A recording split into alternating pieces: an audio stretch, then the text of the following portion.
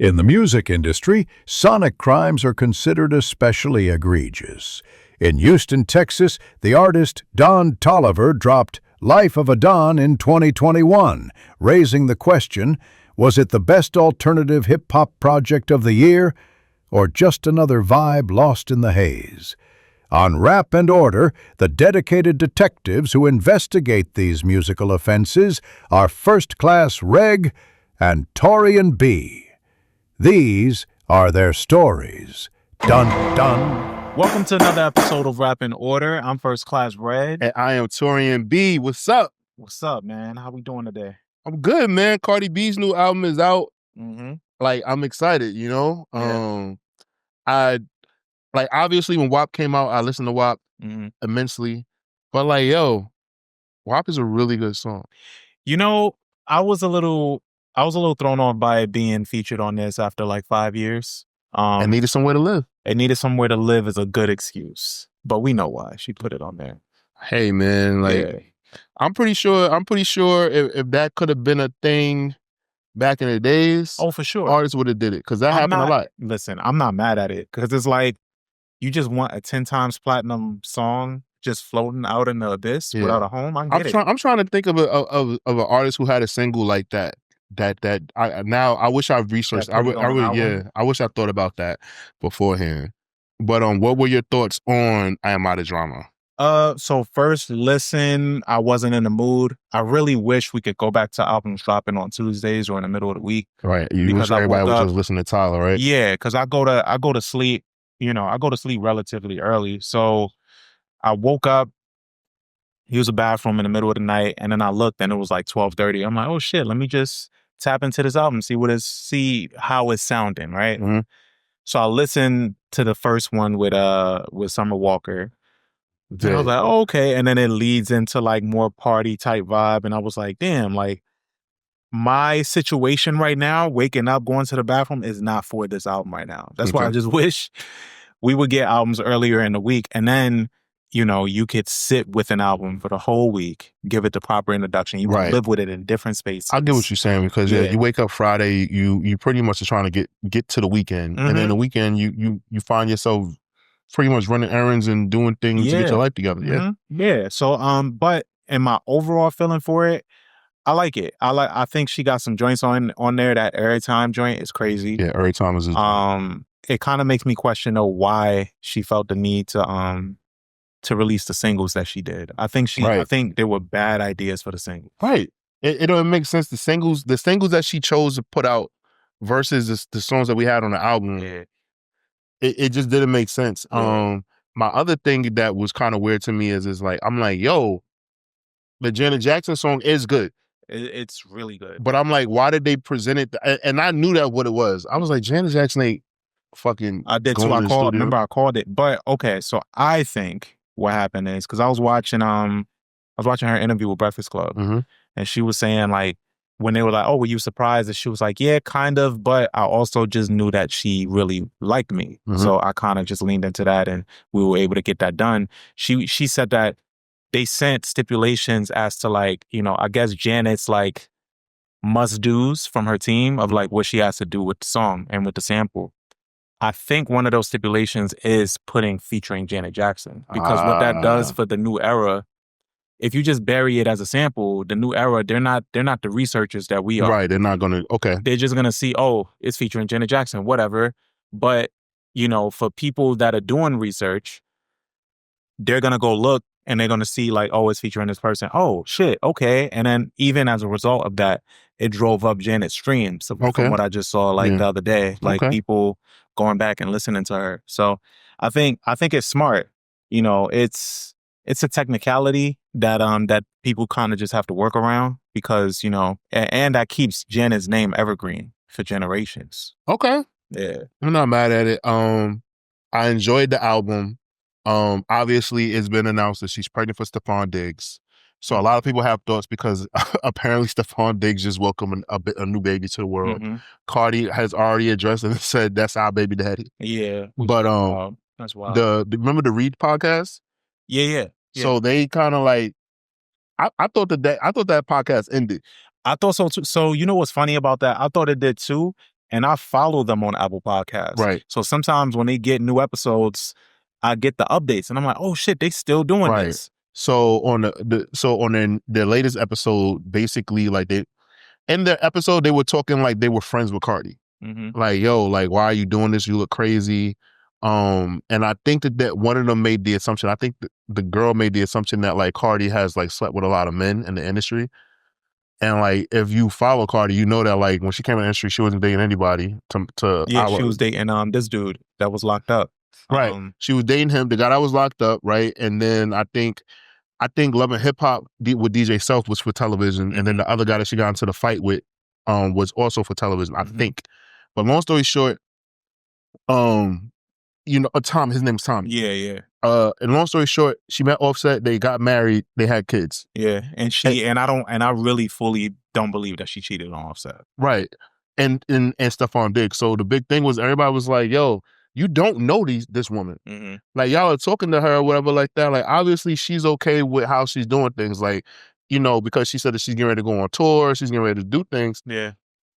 Like, she's not the first female recording artist to have a child and then say, I'm gonna go on the tour for 2 months. Yeah. Like, and this is her 4th child. So it's kind of like, you know what I'm saying, like business as usual to her. Yeah.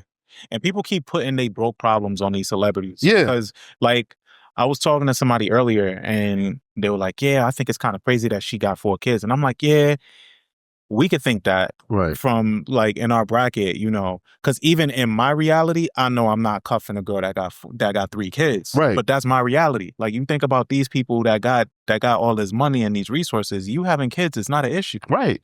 You know, so it is what it is. Yo, bro, like Cardi, live your life, baby girl. The album's great. I'm glad you proved me wrong. Yeah, I'm happy that you proved me wrong. The numbers are looking good. I made a bet with Valerie that if she sells over, she was like, I don't think she's gonna sell over 200K, and I was like, I think she's gonna crack 200K, and she was like, let's make a bet, and I was like, well, all right, well, if I win, because she doesn't like ramen, I was like, if I win, you gotta take me out for ramen. She's gotta be at my spot, whatever. And then she said, if she wins, I gotta watch like some fucking rom-com that she loves or whatever. So you cheated? What? How? Because you knew that you knew that WAP was going on the album. No, we both knew that. We both knew that. We made this bet like last week. So she didn't understand. We just made a bad bet. Nah, that's it's fucked looking up. like 200. It's looking like 200. Well, I mean, she's platinum already. Yeah, she's platinum, but the numbers. Okay, so you are being fair. I thought you were just. I thought you knew. Okay, I thought like you was like, all right, man, your funeral. Like, okay, I got you. We made a fair bet down the line. I gotta pick my ramen spot. All right, cool. This one will be quick, but did you see the clips for the Kanye doc? Yeah, so I was trying to find an illegal stream. I know it's at the movies right now. It's on YouTube. There's somebody that like recorded the entire movie. Yeah, I did. So I probably saw the same one that you saw. I was watching it, and it's like kind of further out because it has the whole movie screen, right? I was watching that, and I was kind of digging into it a little bit, but the way it's filmed is like highlight after highlight after highlight. It doesn't continue. It's not continuous. It's not telling like a story. Yeah, or anything like that. So I was like, it kind of pulled me out of it. I wish that they would have had like testimonials, but I don't think. I think that the way he filmed it, the documentary, like it was supposed to feel like he's not in the room and like he's not interviewing people afterwards and shit like that. It's not like the Kardashians, like where they have an argument and then they get to talk about it later. How did this guy get the rights to this stuff? I don't know, but like apparently he's been following Kanye around for his whole, like most of his career. Well, so he's the white coolie. Yeah, basically like not all of his career, obviously, because he wasn't there in the beginning, but like after like I want to say like since Life of Pablo. Okay. Like he's been there. So when it really started going down. Yeah, when shit started super duper going downhill, because you don't think about it, but like a lot of these celebrities like want to make sure that their legacy is like cemented. Like they think about this shit, so they have people come document their lives. Everybody, I think. Well, shit, I know you. I know Eddie Murphy was doing the same thing. Yes, so that's what I'm saying. Like that's something that like I'm like. Okay, but yeah, the one takeaway that I got from it, and it really upset me, is that like throughout the whole film, you see him yelling at women, and that shit really pissed me off. Like, because I'm like, the scene when Michael Che confronts him. Yeah, I heard about that, but I didn't see it. Because basically he was like, you know, the only black person here singled me out about wearing a MAGA hat. Who the fuck is the only black person? Michael Che. And he was like, Leslie Jones. And Michael Che was like, ain't nobody thinking about Leslie Jones. She's part-time. Like, what the fuck, bro? Like, and Michael Che is like, I fought for you to be here. Like, I spoke up for you. Like, I put my job on the line to get you here. And then you come and you play me? Like, and Kanye was like, yo, it's all love, man. I love you, man. Like, him and Consequence, like, Consequence loves talking crazy. Yeah. But Michael Che is huge. I did see a clip of Consequence talking about that confrontation. Did you see that? Of course, Consequence was talking tough after the fact. Yeah, of course he was. He was like, yeah, that was heavily edited, but we stepped to him and we made him take back what he said. Some shit like fuck that. out of here. Yeah. Nah, bro. Like, that was whack. And like, Consequent, like, I used to really fuck with him. I used to really like Consequence. But fuck him, bro. Yeah, anyways, that was my biggest takeaway. Like, I definitely think that, like, there's things that happened to Kanye that was out of his control, like the meds and things like that. But nah, bro, like the way he was yelling at women throughout that whole fucking documentary, I was like, yeah, that clip with yo, bro, you wanna know what's crazy? I was hoping that old Chloe would have stepped to that nigga. Fat Chloe from the Kardashians would have rocked that nigga shit. Did he was yelling at Chloe? Nah. She was present for some of that shit, but like, she was just chilling. But Chloe, alcoholic Chloe, that got married to Lamar Odom in 30 days, would have fought that nigga. City Island Chloe? City Island Chloe? Yeah, would have fought that nigga. Absolutely. Yeah, so I guess I still gotta check that out. I just refuse to pay for it. I'm gonna just wait till it properly comes out on stream. It'll be up soon. It probably has a 2-week window. Yeah. What else? Speaking of things I didn't want to pay for it before you get. Woo! Actually, I got it on the docket. I already know. Let's do it. Yeah. Let's talk about it. So I checked out Him the other day. Yes. Marlon Wayans movie with a fairly newcomer Tyreek Withers. It's produced by Jordan Peele. A lot of people think that it's directed by him. But it's actually, he just has a hand, and his company, I guess, just bought, put their 2 cents in it or whatever. Right. They got the more budget. Yeah, exactly. So so I went into it. I was already a little nervous about getting into it because leading up to me going to go see it, I saw some of the bad reviews it was getting. Okay. And I've been one of the ones saying forever that Marlon Wayans is a really good actor. He just needs his moment because he gets typecast as like this silly guy all the time. Okay. But I was like, man, like Marlon just really needs that one. Like, and I know he can do it. And I thought this would be that. And this movie is just not good. It's just so hollow. I feel like these characters, for what they tried to make of them, there's a lot of symbolism in it. So you know how like a Jordan Peele movie is, where you'll see a lot of symbolism that'll make you want to look up shit when you leave the theater just to see what it means. But even with that being the case, like there is some stuff in it for you to look up and for you to like kind of grasp. But overall, you don't see the full build out of these characters enough to care. Okay, so it's pretty much like they just dropped you into the movie. Yeah. Okay. There's not enough happening. You don't see the like, without giving it away, you don't see the repercussions of anything happening really. And then there's some shit that happens that's just so crazy that you're literally like, what? Like, what is that even? And then they just move on. And it's like, what the fuck? You want to know how I know this movie wasn't lit or good? The NFL didn't say a word about it. Yeah. So even that, there's hints of it being, I mean, it wouldn't be to the benefit to talk about it, even if it was. No, well, I guess, so a long time, it definitely was 20 years ago. I hate feeling this fucking old. Remember ESPN had a show about football players? What was it called? I forgot, but no, let me make sure I get this right. Omar Gooding was the star of the show. Okay. And essentially it was a football series about football players and it was like a darker version of the game. And it was showing like, what they go through, like the CTE. It was like Any Given Sunday, but a television series. Okay. And it showed, it gave in detail like what they went through, like guys getting like cortisone shots, getting back in the game when they have concussions, guys being on steroids, certain football players being like gay together and shit like that. Like it was a big deal. And ESPN featured, because ESPN was going into making like television, like sports shows, drama shows. the NFL was so upset about the show that they paid ESPN not to make a second season because the show's ratings were high as shit. Yeah. So people were watching it, and the NFL was like, "We'll pay you to never just don't make any Just let content this like shit this." go. Yeah. Wow. Okay. So that's why I'm saying like him, like the NFL was just like, "Oh, we're not even worried." Yeah. Go ahead, Go Jordan ahead and do Peele. that. Yeah. Like whatever. Yeah, it has these very demonic, dark undertones and just like touches on selling your soul for a bigger price and all of this other shit, you know. They should have had they should have talked to Michael Irvin about making that movie. Oh, he would. I feel like from what it was explained to me that Marlon Wayans is cosplaying as Michael Irvin throughout the whole movie. I could see that. But like Marlon, like he just didn't get enough space to really, really do his shit. Like I get it, because the movie's only 90 minutes, right? Yeah. Okay. It's not that long. Speaking of bad movies, what is it? Highs and Lows?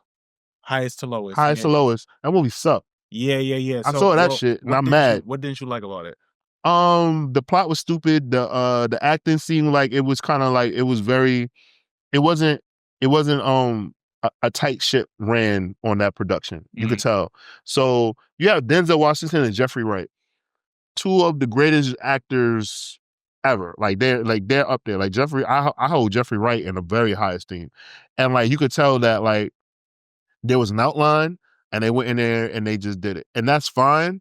But is with those names is kind of disappointing. Like and I'll liken it to, remember the movie Righteous Kill with Robert De Niro and Al Pacino? Yeah. How it felt similar. Like, all right, these guys are legends. So I feel like Spike Lee just called them and was like, "Yo, what are y'all doing? Mm-hmm. Yo, I got 2 weeks for production. I'm sending y'all the script. Come through and we'll just knock this out." Like, no. We don't have that many locations. We got 10 locations. Yeah. You know, we got one scene in the train station. You know how we do, go here, go there. Don't worry about it. Oh yeah, ASAP Rocky. Oh yeah, he's in legal trouble. Don't worry about it. He'll like he only has 2 days to shoot it. It'll be taken care of. Yeah.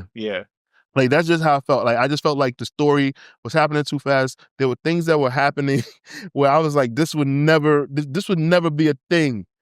When they got Denzel's son back and Jeffrey Wright's son was still going, and then Denzel, he was like, "Well, I got my son. I got my son." Like, so. nigga, his like, this is your friend. Yeah.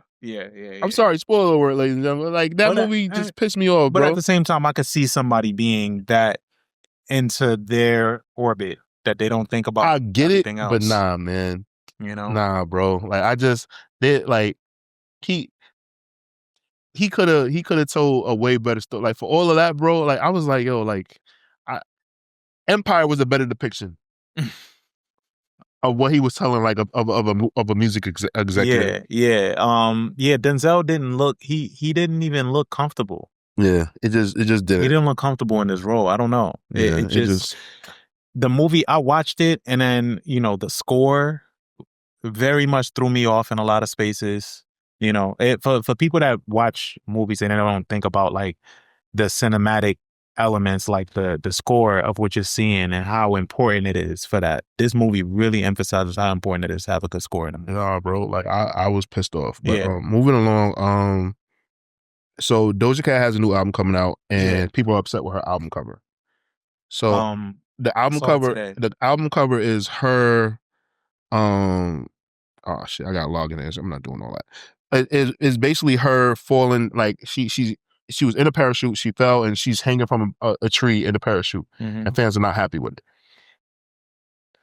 I feel like she's trolling. I don't feel like that's the album cover. You don't think so? Nah, I think she's trolling. I don't know, man. She wrote all this shit at the end, and then she wrote a whole symbolic piece in the, it's like Taurian just described, but like, let me tell you how it ends, how the caption ends.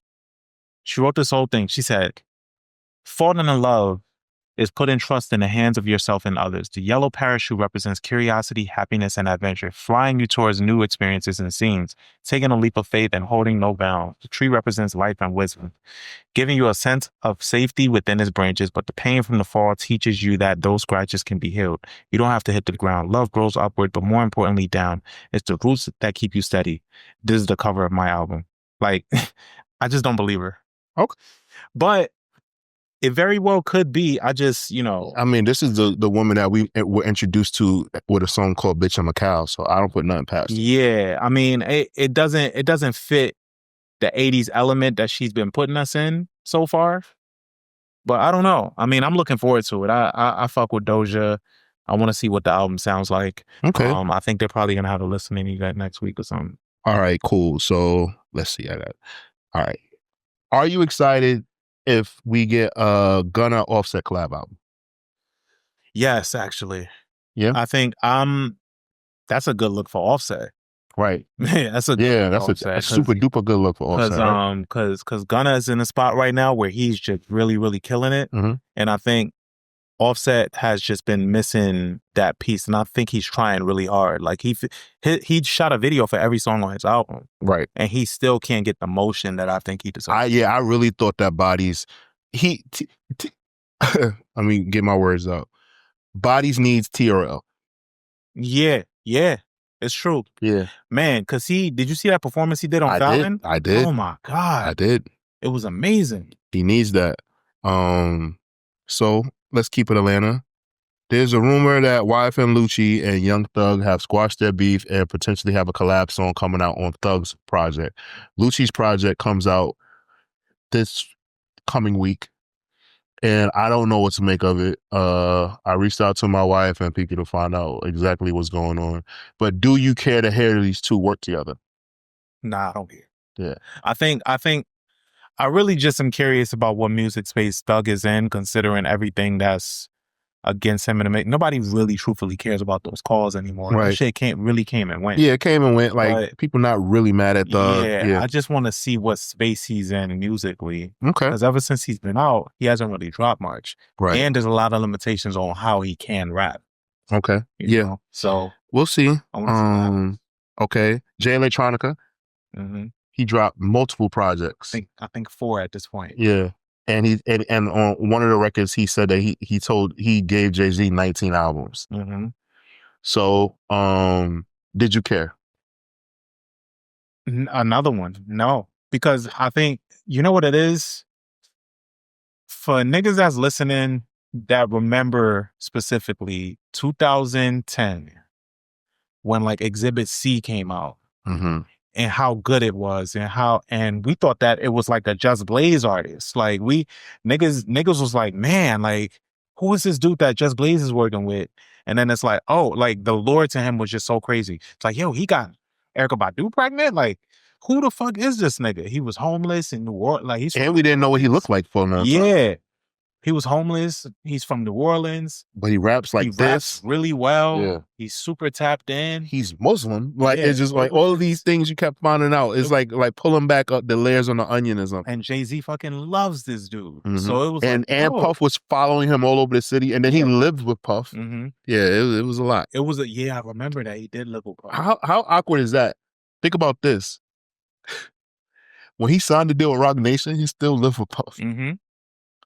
Like, how you come home like, yeah, I'm not going to sign with you, bro. I'm actually surprised that he didn't get pulled in for questioning of anything. He rapped about it. He rapped about it. Yeah. Yeah. He said that I think basically he said that he didn't see anything. Yeah, he said he didn't see anything, but he basically rapped, I live with Puff and Cassidy and then didn't get pulled in for a subpoena or whatever like that. Yeah.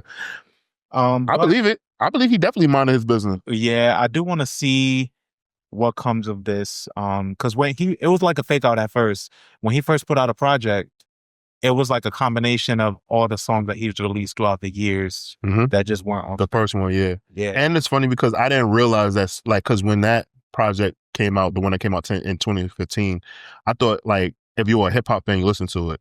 And talking to my boy LaShawn, our boy LaShawn, he was like, yo, like him and Hov got more songs together. I'm like, Shiny Suit Theory? Like, yes, like that's... Shiny Suit Theory came out when we was at Levi's. Yeah. That's how long he's been out here. But then I also got to remember like LaShawn's age. Like he probably just wasn't tapped in. But like I remember I was like shocked. I was like, damn. So all of that music was new to LaShawn. Like it wasn't like I've had that, the first project that he put out on this over the weekend. Like Yeah. I had that for a long time. I think his moment has really just passed. And right now, that's not to say that the skill is not just still there. He can still rap, of course. I do have a critique, and it'll surprise you. He has not grown as an MC. He's in the same place, but it's just that like because he hasn't put out anything, it kind of don't matter as much that he hasn't grown because he hasn't been putting out music. But it's just that like fans have been so like displeased with him, and maybe he was waiting for the right time. Maybe he feels like now is the time when his voice is needed. But yeah, bro, we don't have time for that shit. And the way that he's doing it just sucks because there's not. You wait this long, at least have like a sick, cool rollout. Like you just dumping out the hard drives. Right. I want to talk about WWE's WrestlePalooza, their ESPN debut.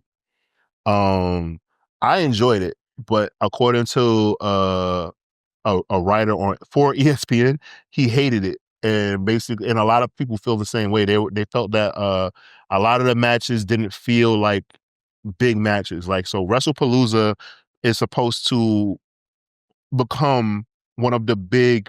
They used to be called pay-per-views, but now they're called PLEs because they're on streaming services now versus paying for pay-per-view. So now it's called premium live events. So, you know, you have the big four premium live events. You have WrestleMania, you have SummerSlam, the Royal Rumble, and Survivor Series. They want WrestlePalooza to become one of the big PLEs. So instead of the big four, they have the big five. Okay. So with that being said, the matches should feel bigger. It should feel more grand. It should feel like that, right? I personally don't think. I think that wrestling fans are too conditioned to already know what are the big events. So, but we get other events, but like we know that like that one's is just to progress a story. The matches, I enjoyed them, but I could understand they didn't feel like a lot happened. So the best match of the night was for the women's title, Io Sky versus Stephanie Valkyria. So it was just that like they're two foreign-born female athletes, and they just put on a fucking show. Like they had they stole the show, and they weren't the main event. Cody Rhodes versus Drew McIntyre was the main event, and that main event felt short. Cody just came back from filming Street Fighter. Like it just didn't feel. It felt like it didn't need to happen. He's already done with filming Street Fighter. Apparently yes. Well, I guess like the main stuff. Okay. So it just didn't feel right. Like a lot of people was like felt that Cody should have lost. And he didn't lose. They were just like, yo, let him lose. He's doing movies right now. Like, he won't be around anyway. Right. Let him lose. But it probably was something with the corporate people, the powers that be or whatever like that. But it's interesting because the other company, AEW, had a show the same day, and people are raving about how good their match card was. So now, like, people are starting to see, like, okay, with WWE being bought by this company TKO, a lot of the interest that like purist wrestling fans have might be going down the tubes because they're trying to elevate WWE to UFC. So that's why ticket prices are going up, and they're starting to do things more selfishly with their stars to position their stars and not worrying about the stars, like the lower level stars. Like, yeah, like, you know, when we were growing up, like, yes, we had Stone Cold Steve Austin and The Rock, but we definitely wanted to see badass Billy Gunn and Jesse James come out and do their thing. And TKO is kind of like undercutting that. And like wrestling fans are too smart for that because we're like a cult following, and they're trying to bring in newer fans so they can like make sense of more money being spent, and they're getting all these deals. They're not just thinking about y'all. Yeah, and it's not working. Because for them, they already got y'all. Right, and it's just not working out. The last thing, Jimmy Kimmel is back. As we're recording on Tuesday, Jimmy Kimmel will be back on television. Yeah. He was suspended indefinitely, initially because of his reaction to the death of Charlie Kirk. And as time has unraveled, is more evident that it's just that the president didn't fucking like Jimmy Kimmel. Because he didn't, my personal opinion, I don't think that he made fun of Charlie Kirk.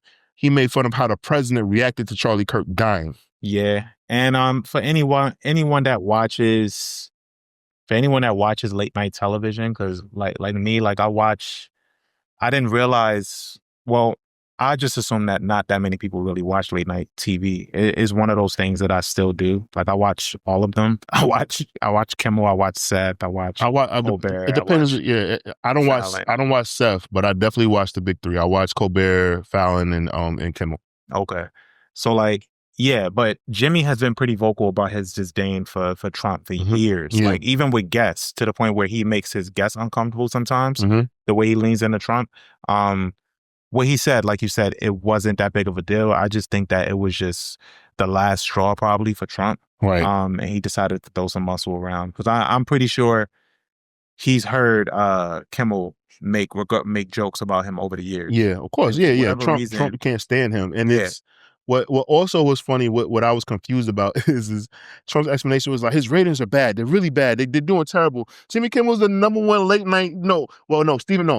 Stephen Colbert is. So he said that when Stephen Colbert said that they weren't going to renew his show, Trump said, yeah, his ratings are terrible, like the worst they've ever been. Like, Yeah. he's no Carson, like he's going down. And he speaks for people. He speaks for people that they just take face value and they don't do research. Right. So they're gonna listen to that and be like, Bro, yeah, no, he's bad ratings. And then Jimmy Kimmel, same thing. And then I was like, I'm just curious because like I feel like I'm like, if these two aren't the biggest, then who is? Mm-hmm. And then you look, and it's just that, like, yeah, compared to fucking Carson and Jay Leno and David Letterman, yes, their numbers are down, but nobody watches television like that, like because we have streaming now. We can watch it on YouTube. We can watch it on all these different platforms. Yeah, but I watch all that shit on YouTube. I just think it's hilarious though, like that Trump, somebody like me who doesn't pay attention to the numbers would have been like, damn, Jimmy Kimmel and Stephen Colbert shows ain't doing good. Yeah. But I think late night overall is in a weird spot. And a few years from now, who knows if late night TV is going to be even around. Right. I mean, I don't know what it's going to look like, but it's for the reason that you said, like people don't really watch TV like they used to, and late night TV really relies on those like people that are consistent. Bro, that shit had me in stitches, bro. Yeah. That shit was funny. Yeah. So but I don't know, man. I don't know what it's gonna look like, but we'll see. I know Kimmel's monologue should be really good. Yeah, I'm definitely gonna be locked in. Tuned in tonight. That's gonna be I'm gonna have a glass of wine and watch that shit tonight. Yeah, I'm locked in. Yeah. But let's get into this album. This is case 267, Life of a Don by Don Toliver. Yes, sir. Let's get to it, Reg. So Life of a Don is the second studio album from Don Toliver. He released it through Cactus Jack Records. As we know, or if some of you don't know, he is one of Travis Scott's artists. The production was handled by plenty of A-list producers, including Mike Dean, Mustard, Metro Boomin, Hit Boy, Cardo, and others, with guest appearances from Travis Scott, Baby Keem, Kali Uchis. The album debuted at number 2 on Billboard the year that it dropped. It came out October 8th, 2021. So was this your first time listening to this project? Absolutely. It was my first time. I know who Don Toliver is because Sarah is a huge Kali Uchis fan. As you can see, the 2 vinyls behind me, those are hers. But I know his voice. I've heard him on other songs. I just never dived into his albums. Yeah. So I listened to this album, and I just want to say off rip, the music is good, ladies and gentlemen. So I'm not here to bash the music, but this is sleepy, get ready to fuck music. So that's like my consensus. Like when I was taking my notes and everything like that, like when we pick the albums, right? Like typically, I'll want to do, Boogie Down Productions, Criminal Minded. But then I also have to remember that, our audience, that's like, we have that audience, but it's like that's isolating a lot of people. So I'll be like, yo, Reg, I already know what albums I want to do, but I'll ask Reg, I'm like, yo, Reg, you got any suggestions? And then Reg will say, the album. So he picked this project. So I'm like, okay, Don Toliver, Travis Scott artist. And I'm listening to it and I'm just like, mind you, this is like 2 in the afternoon and I'm like walking with Maverick and I'm like, whoa, I should play this, later tonight after we put Mav to bed. Because this is not like me going on a brisk walk with my son. Like, I just think that's psycho shit listening to it. Like his music is definitely set the tone, very like sensual, like, you rub certain kind of oils on you, eucalyptus and shit. Yeah. and you get down to it with your partner. But it has this like even the first song, Escape. Like it's just very, he has these elements of trap and mixed with his voice, and it's one of those things.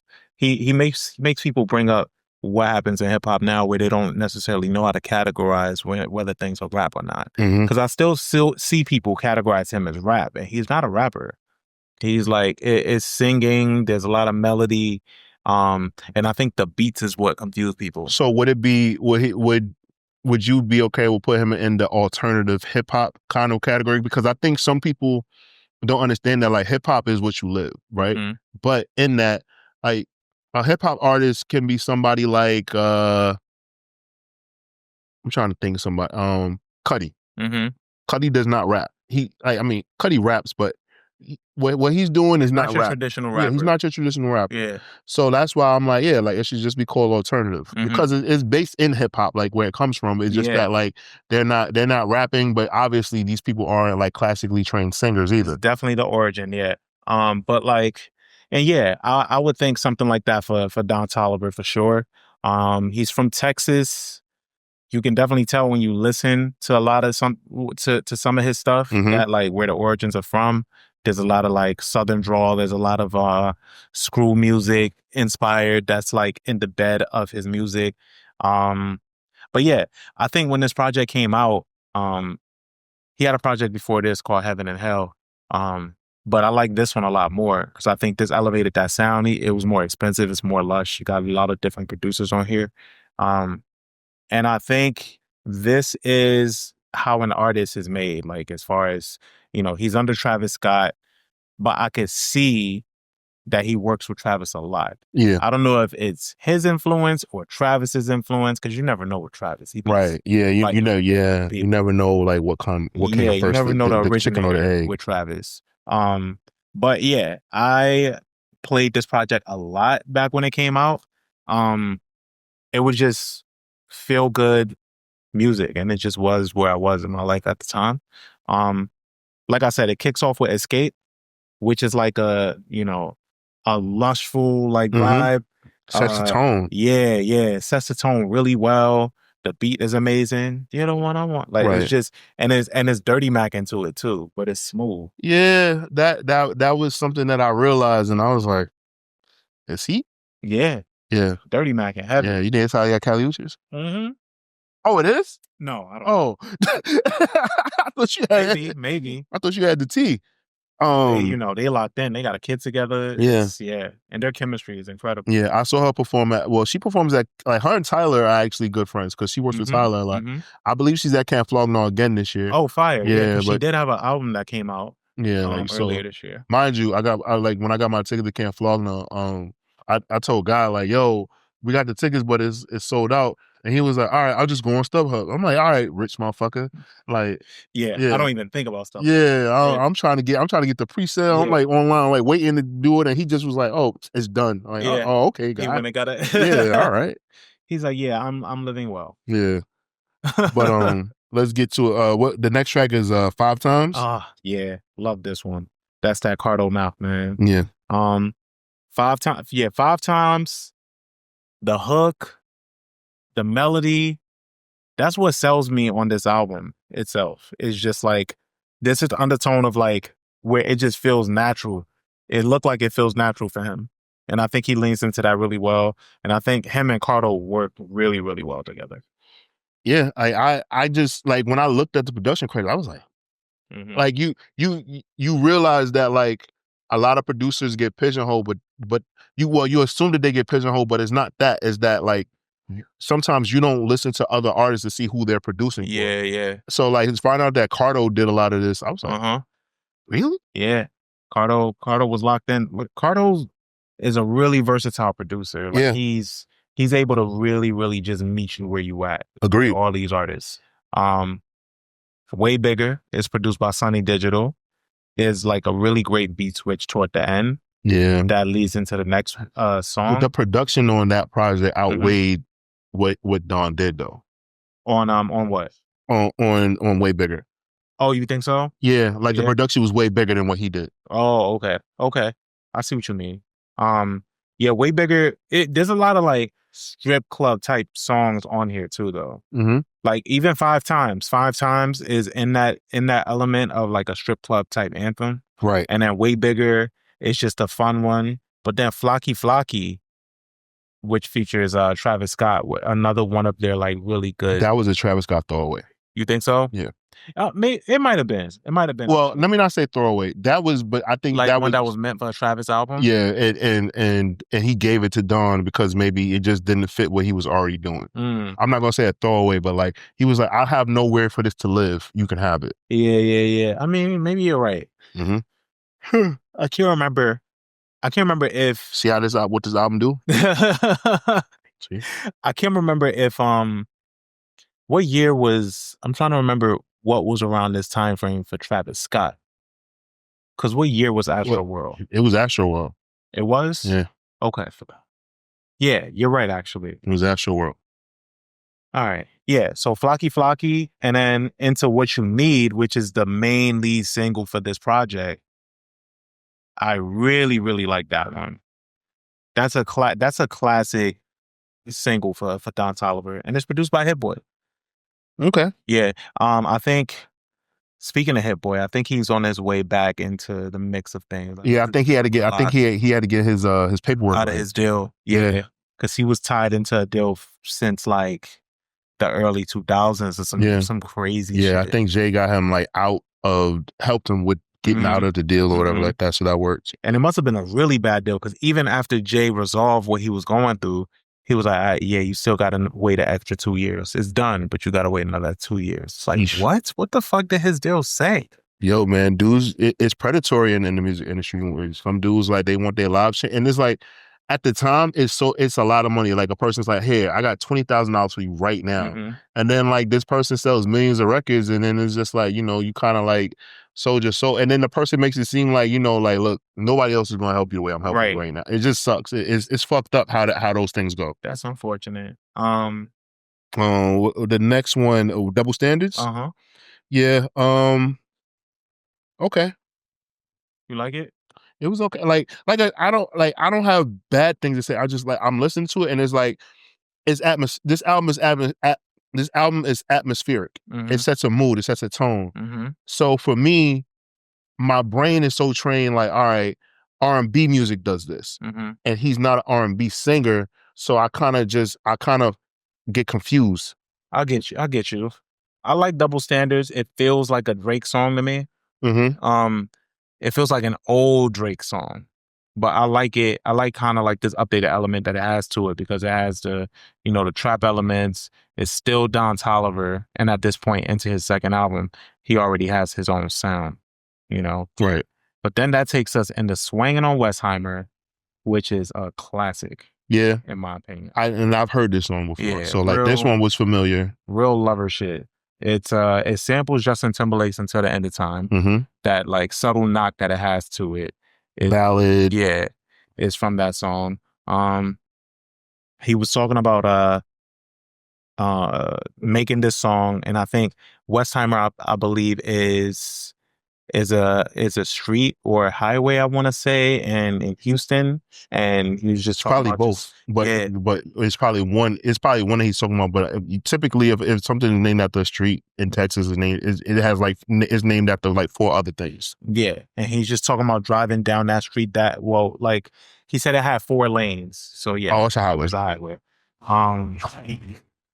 And he just talked about the appeal of that and just setting the tone and the importance of setting that vibe with this song. And I just love this song. There's an artist by the name of Maida. She did a beautiful cover of this song, which I still play. Beautiful, beautiful tones. Drugs and Hella Melodies is another standout on this project. It features Callie and Don, the parents themselves, and it's one of their many collabs that I think is flawless because they don't fucking list together. And then I think with what I really like about Don's music is how intentional it feels. It doesn't feel like he's just filling up space. like with this album, I was reading about, you know, in the research portion of getting into it, I was reading about just how he was trying to get in the zone to do this album and his intention behind even doing this project, which was sharing where he was in his life at that time, you know, with love and past experiences and documenting all that stuff. And I think he had just started really dating Kali Uchis. And so, yeah, there's a lot of vulnerability on here. It's just real like lover boy shit. I really thought that Drugs of Hella Melodies like kind of should have been like pushed as like a bigger song, because it felt it has like it could have made the pop charts. I'm not saying that as like a discredit. Like, it just feels like one of those songs that, like, you know, it's like a fan favorite and it just takes off. I think so too. And I think maybe it was just around the time that it came out that it didn't give it that love that it deserved. Niggas wasn't outside like that, man. Yeah, because this was 2021. Yeah. So we were still wearing masks and shit when this came out. So I get it. It just came out at the wrong time. But speaking of like bedroom type songs. Oh yeah, this one hits a nail on the fucking head. Perfect after hours banger. Yeah. It's really, really good.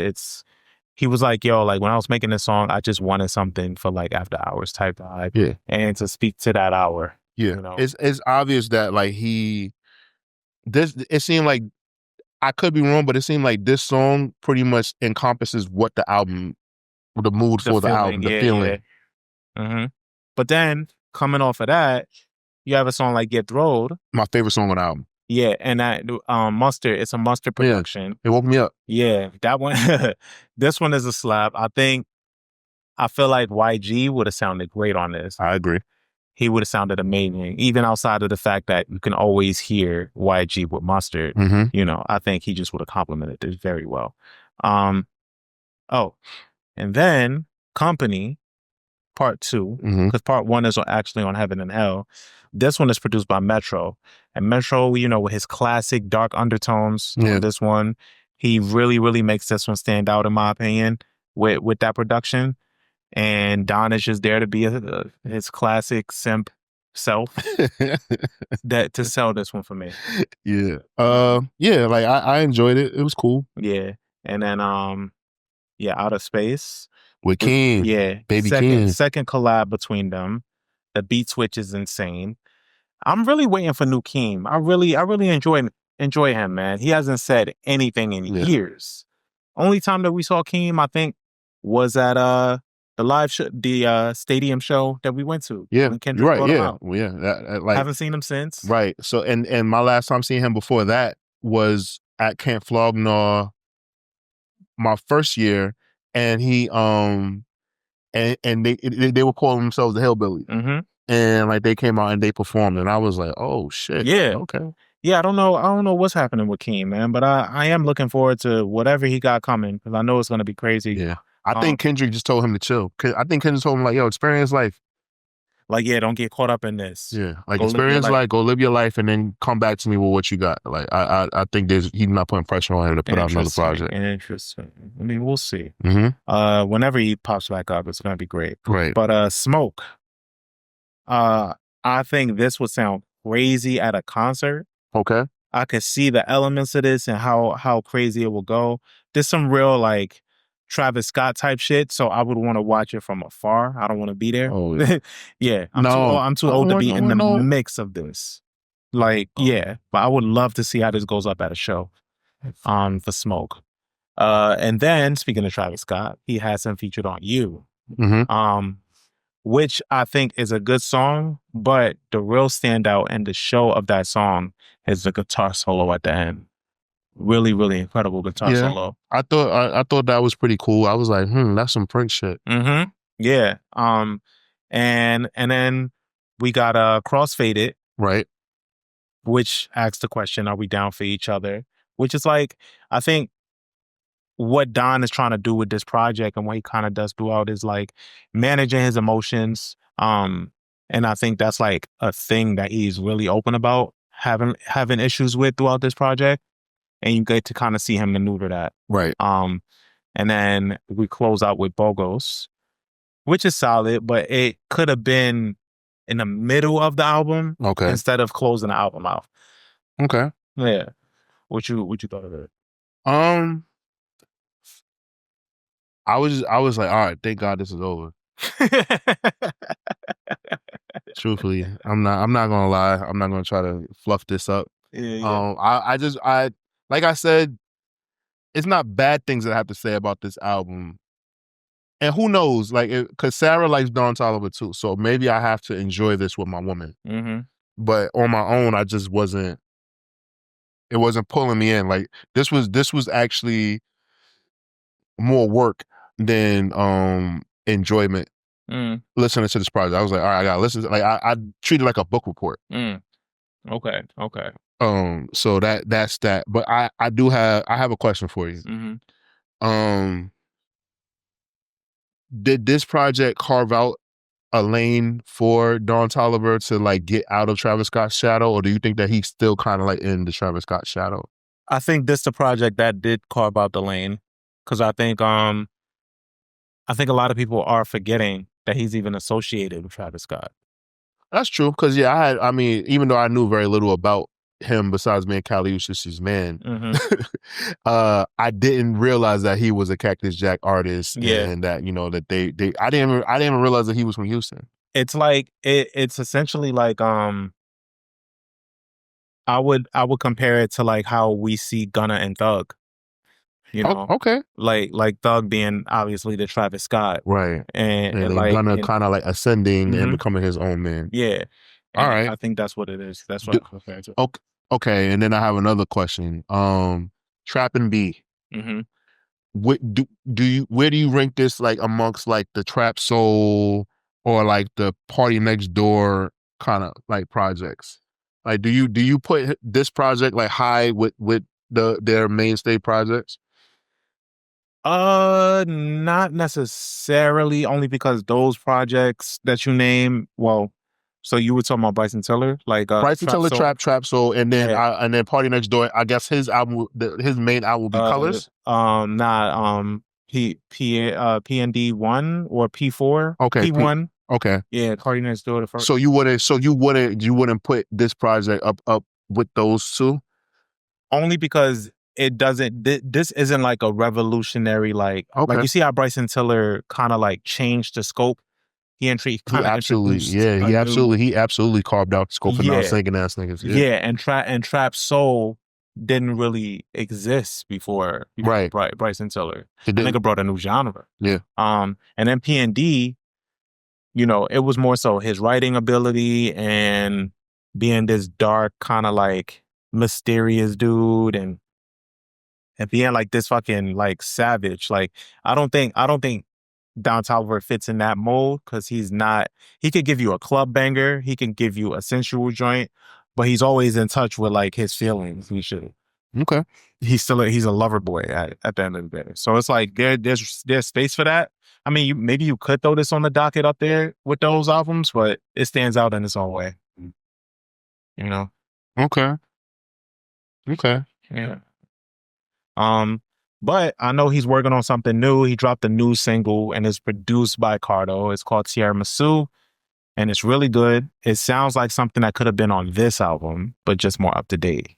So I'm looking forward to that project. That's coming maybe like next month or some shit. All right. So while I was listening to this album, I was like looking at like other projects that came out around this time. Like, so like Melodic Blue was a project that I thought about, right? And I was like, damn, does this stack up to Melodic Blue? And I was like, no. Then I was like, okay, does this like stack up? What else came out that year? Call Me If You Get Lost. I was like, nah. Like I was just like, like trying to see like where it fits. And I guess like this project, and maybe I need to stop comparing things. But this project kind of just like I like it just is good and it lives on its own because of the time setting of where it's supposed to be. Like Don Toliver kind of is like the sexy nigga. I'm not calling him sexy, but I'm just saying like he's the nigga that like it's sexy time when you play him. It's sexy time. Yeah, yes and no, because he has shit that can exist in different lanes. But if you mean like overall, then yeah, sure. But he has like some bangers, like for real. Okay. So, this one is just a little more sultry. Like if you listen to an album like Lovesick, he has a fucking Heater on there with Justin Bieber. And Justin Bieber and Future. That goes crazy. So like, he's really intentional with his sound. I think that was just his motive with this album. Okay. Yeah. So I would say it's worth checking out for that reason. But yeah, I'm interested to hear what your take is, what your rating. This is a middle of the road album for me. I'm not going to revisit it, but I will never tell anybody that it's not a good album. But for me, like this album, I don't know how I can give it a good rating if I would never revisit it. So I gave it 3 out of 5. I wanted to give it 2.5 out of 5, but I thought 2.5 out of 5 was like OD because the music is good. I'm aware. I can separate the two. I can compartmentalize, ladies and gentlemen. So yeah, middle of the road album. I'm like, all right, yes, it's cool. Yeah. I give this album a 3.5 out of 5. I really enjoy it for what it was. I think Don Toliver is a really good songwriter, and he knows melody, he knows hooks, and I think his writing is really good. I think it's simple, but also impactful. So I think in this day and age that works really, really well with what's going on. People don't really want to think much, but they also still want to vibe. So he fits right in that field. I'm curious to see what this next project sounds like. Interesting, Reg. Interesting. Yeah. So I recommend for you guys to take a listen to this album, even if you heard or haven't heard Don Toliver. Let us know what you think. I'm First Class Reg. And I'm Taurian B. And we're out of here. Catch you guys next time. Dun dun.